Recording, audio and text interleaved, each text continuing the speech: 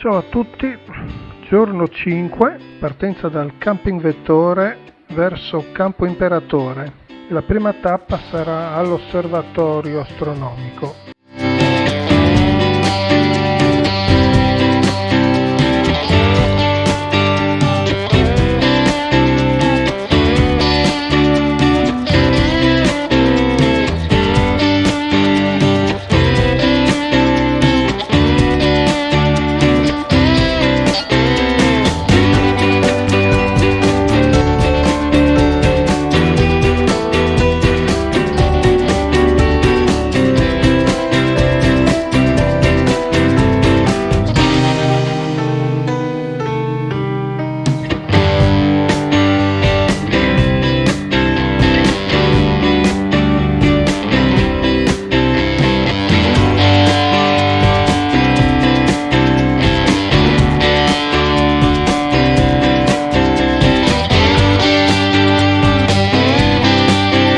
Questo è l'albergo dove hanno catturato Mussolini, se non sbaglio.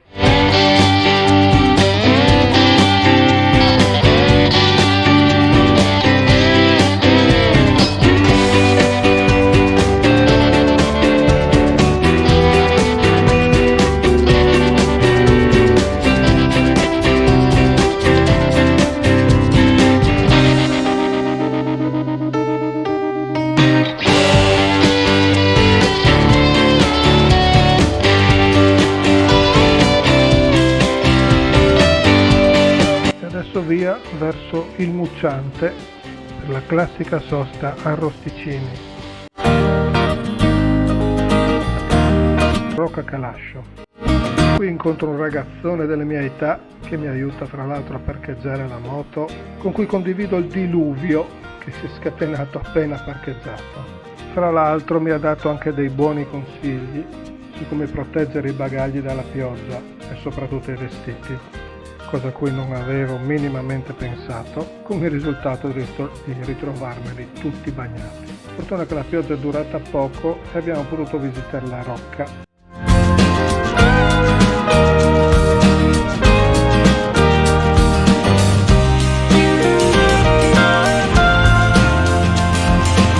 Mi ha fatto anche il video della partenza e devo dire che a vedermi dall'esterno mi sento un po' fantozzi.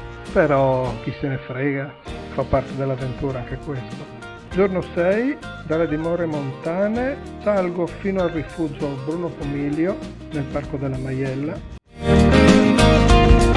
Peccato per la foschia, altrimenti dicono si veda fino alle isole Tremiti.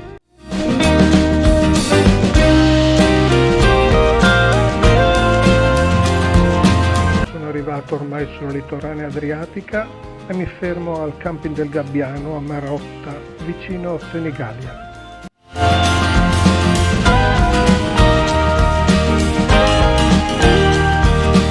Adesso parto verso Rosa Pineta Camping a Rosolina Mare.